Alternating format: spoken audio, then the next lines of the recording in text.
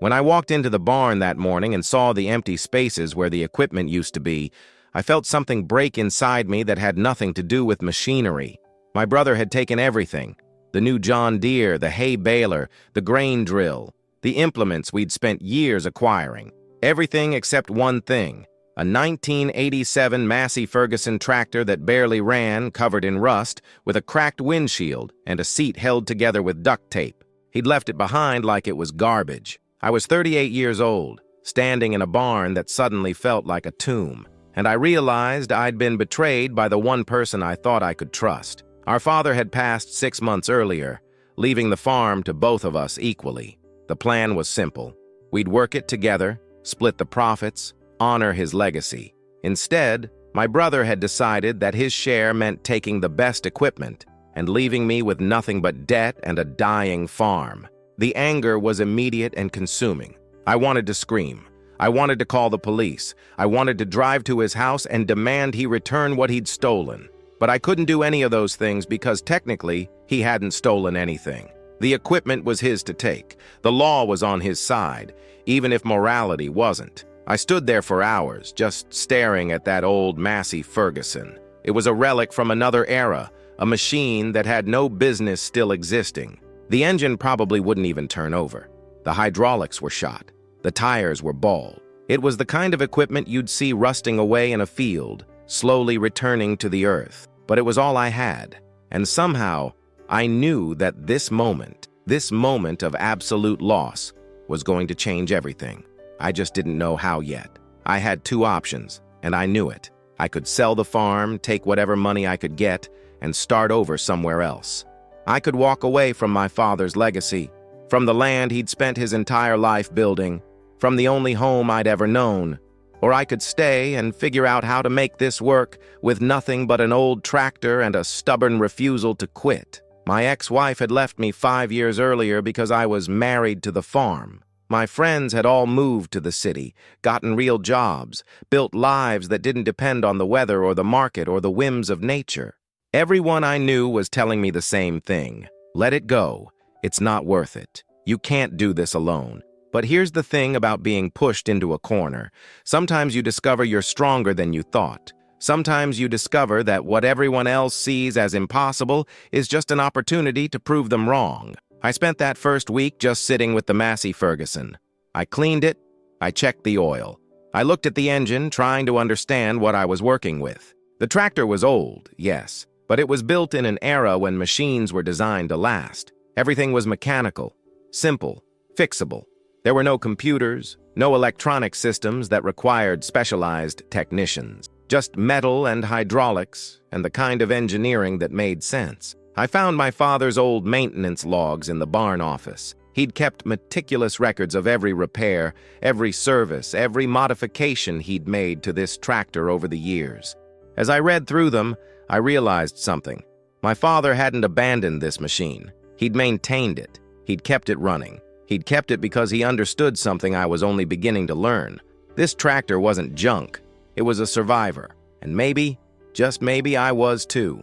The first time I turned the key, nothing happened. The engine didn't even turn over. The battery was dead, the fuel was stale, and the starter motor sounded like it was grinding metal. I sat there in that cracked seat, hands on the steering wheel, and I laughed. It was the kind of laugh that comes from a place of desperation, the laugh of someone who's run out of options. But I didn't give up. I pulled the battery and took it to town to be recharged. I drained the old fuel and replaced it with fresh diesel. I checked every connection, every wire, every hose. I spent 3 days just preparing the machine for another attempt. When I finally got it to turn over on the 4th day, the sound was like music. The engine coughed and sputtered and roared to life, black smoke pouring from the exhaust. It was loud and rough and absolutely beautiful. I drove that tractor around the property for hours, just getting a feel for it. The steering was heavy, the brakes required serious pressure, the hydraulics were slow, but it moved, it worked, it was alive. Over the next few weeks, I became obsessed with understanding this machine. I learned how to adjust the carburetor. I replaced the spark plugs and the fuel filter. I rebuilt the hydraulic pump. I found parts online and at salvage yards. I watched YouTube videos from farmers who'd kept these old machines running for decades. I became a student of mechanical engineering, driven by necessity and something deeper, a need to prove that this machine, and by extension I, wasn't worthless. My neighbor Tom stopped by one afternoon and found me elbow-deep in the engine compartment. He was a farmer in his 70s who'd known my father for 40 years. He watched me work for a while, then said something that stuck with me.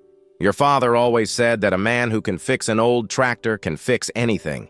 He said it teaches you patience, respect, and the value of understanding how things really work." I looked at Tom, covered in grease and diesel fuel, and I realized my father had left me more than just a farm. He'd left me a lesson. Have you ever had to prove something to yourself that everyone else had already decided was impossible? Because that's what that first harvest felt like. I'd spent the spring preparing the fields with that old Massey Ferguson. The work was slow. The tractor moved at maybe 5 miles per hour. The equipment I'd managed to salvage and repair was basic: a plow, a harrow, a simple seed drill that I'd found in a barn 2 counties over and spent weeks restoring. But it worked. By summer, the crops were growing. They weren't perfect. The rows weren't as straight as they would have been with modern equipment, and the yield wasn't as high as it could have been. But they were real. They were mine. They were proof that I could do this. The harvest came in August, and I did it all with that old tractor. I cut the grain by hand, bundled it, and threshed it using a machine I'd rebuilt from parts. It took me 3 weeks to harvest what a modern operation would have done in 3 days. But when I sold that grain at the market, I made enough money to cover my expenses for the next year and to buy parts for the next season. More importantly, I'd proven something to myself. I'd proven that you don't need the newest equipment to succeed. You need knowledge, determination, and a willingness to do things the hard way. You need to understand your tools so deeply that you can fix them when they break. You need to respect the work enough to do it right, even if it takes longer. The local agricultural extension agent came by to see what I was doing. She was skeptical at first. She'd been trained in modern industrial agriculture, in efficiency and scale and technology. But as she watched me work, something shifted in her expression. "You're doing something most farmers have forgotten how to do," she said. "You're actually farming, not just managing inputs and outputs, but actually understanding the land and the work." I didn't know it then, but that conversation was going to change everything. The email came on a Tuesday morning. A restaurant owner in the nearby city had heard about my operation, about the farmer who was using old equipment and traditional methods to grow sustainable crops. She wanted to buy my entire harvest for the next season. She wanted to feature my farm in her restaurant story. She wanted to pay a premium price for quality and authenticity. I read that email 5 times, convinced I was misunderstanding something. But it was real. She was offering me a contract that would more than double my income. She was offering me stability. She was offering me proof that what I was doing mattered. I called her to confirm, and she explained her vision. She was building a farm-to-table restaurant that told stories about the people who grew the food. She wanted customers to know where their food came from, who grew it, and how it was grown. My story, the story of a man left with nothing but an old tractor and a refusal to quit, was exactly the kind of story that resonated with people. People are hungry for authenticity, she told me. They're tired of industrial agriculture. They want to know that their food was grown by someone who cares, someone who understands the work. You're that person.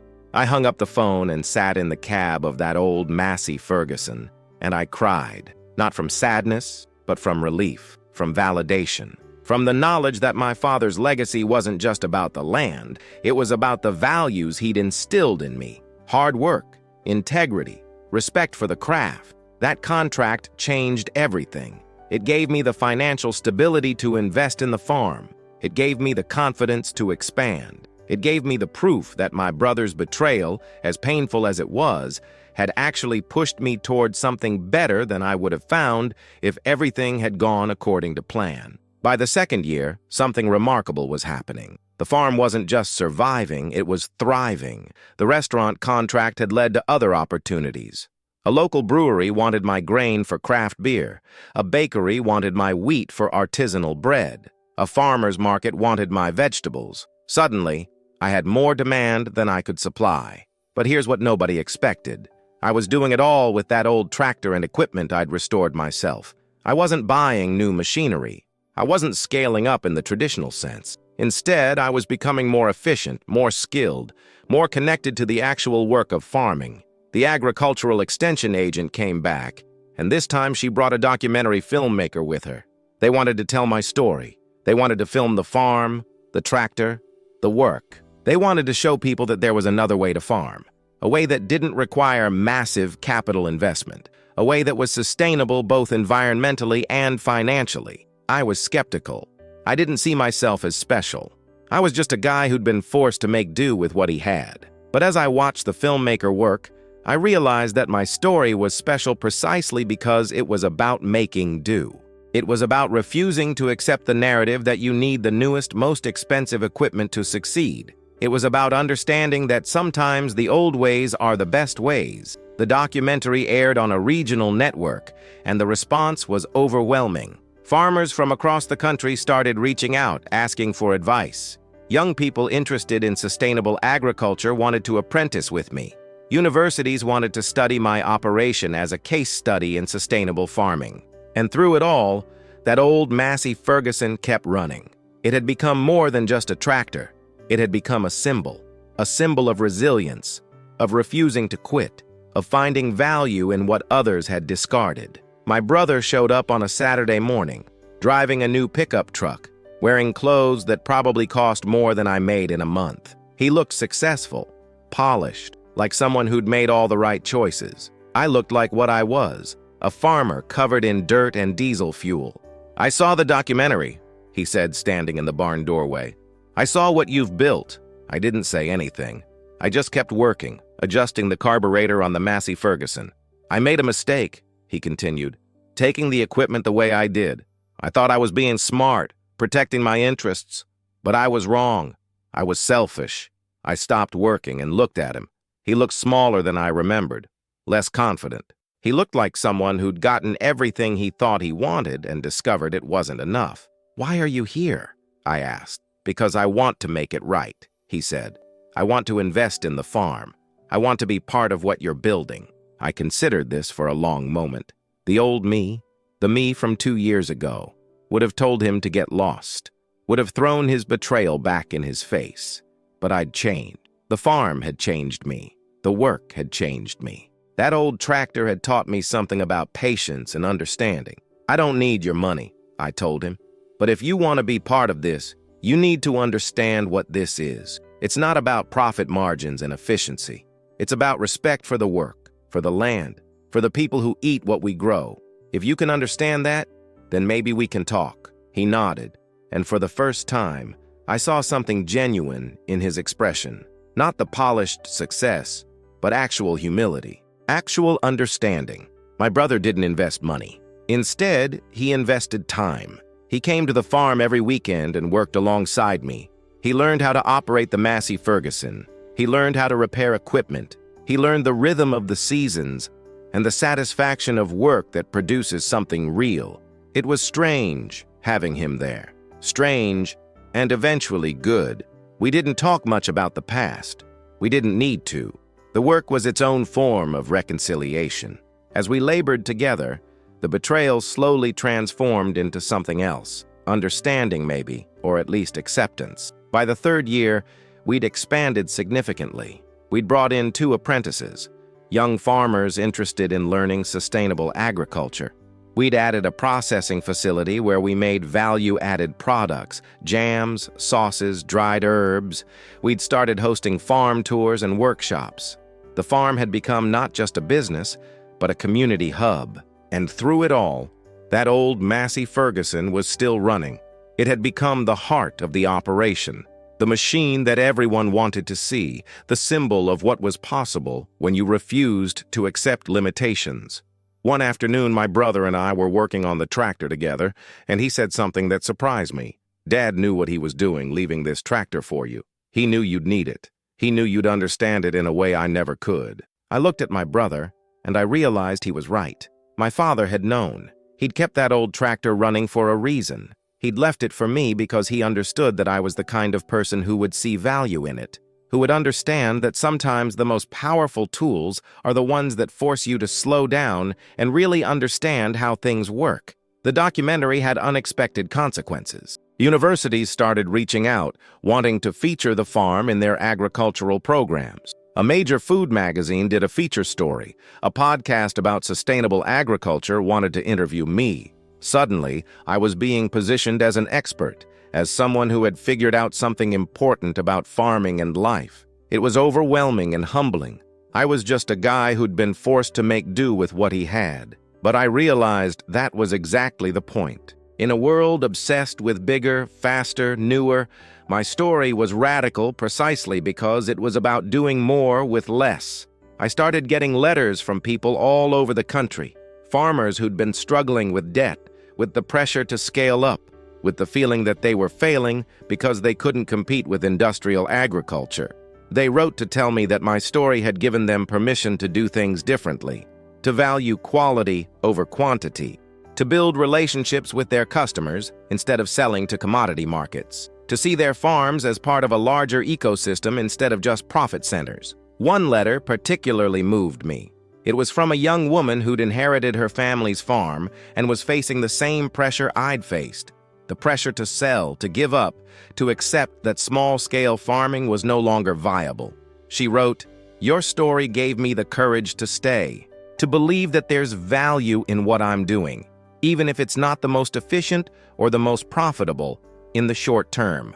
I realized then that the real value of my story wasn't about me. It was about permission. It was about giving people permission to do things their own way, to value what they valued, to refuse the narratives that society was trying to impose on them. What would you do if everything you thought you wanted was taken away from you? What would you discover about yourself in that moment of loss? I think about that question a lot now, especially when I'm working on the Massey Ferguson, because that's what my brother's betrayal forced me to confront. It forced me to ask myself what I actually valued. Was it the equipment? Was it the efficiency? Was it the ability to compete with larger operations? Or was it something deeper? Was it the connection to the land? Was it the satisfaction of work that meant something? Was it the relationships I was building with customers, with other farmers, with my community? The answer, I discovered, was the latter. And that discovery changed everything. My father had understood this. He'd kept that old tractor running not because it was the most efficient machine, but because it was a tool for understanding. Every time you had to fix something, every time you had to problem solve, every time you had to slow down and really think about how the machine worked, that was an education. That was a way of developing the kind of knowledge that can't be taught in a classroom or learned from a manual. I started thinking about legacy differently, not as something you leave behind when you die, but as something you build every day through the choices you make and the values you embody. My father's legacy wasn't the farm itself. It was the way he'd taught me to approach work, to respect the tools, to understand that sometimes the old ways are the best ways.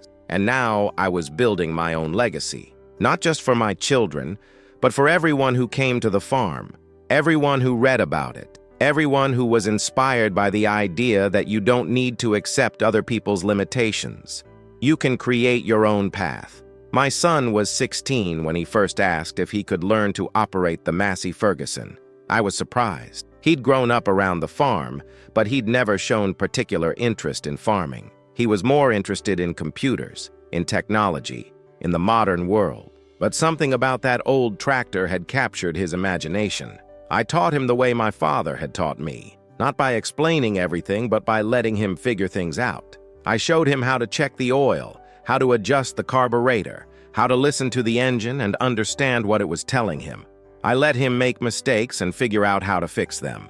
Watching him learn, I realized something profound. The skills I was teaching him weren't just about operating a tractor. They were about patience, about respect, about understanding that some things can't be rushed or automated. They were about the kind of knowledge that comes from direct experience, from working with your hands, from really understanding how things work. By the time he was 18, he could operate that tractor as well as I could. More importantly, he understood it. He understood why it mattered. He understood that it represented something bigger than just a machine. He decided to study agricultural engineering in college with a focus on sustainable farming practices. He wanted to help develop new technologies that could support small-scale farmers, that could make sustainable agriculture more accessible and more profitable. As I watched him leave for college, I thought about how different his path was from mine. He had choices I didn't have. He had opportunities I didn't have. But he also had something I didn't have when I was his age. He had a model. He had proof that you could build a meaningful life by doing things your own way, by refusing to accept other people's limitations. 5 years after my brother took the equipment, I stood in the barn with that old Massey Ferguson, and I thought about how much had changed. The farm was thriving. We had a waiting list of people who wanted to apprentice with us. We had contracts with restaurants, breweries, bakeries, and farmers' markets across the region. We'd become a model for sustainable agriculture, a proof of concept that small-scale farming could be both profitable and meaningful. But more than that, I'd changed. I'd learned things about myself that I never would have learned if everything had gone according to plan. I'd learned that I was stronger than I thought. I'd learned that limitations can be opportunities. I'd learned that the most valuable things in life aren't always the newest or the most expensive. My brother and I had reconciled.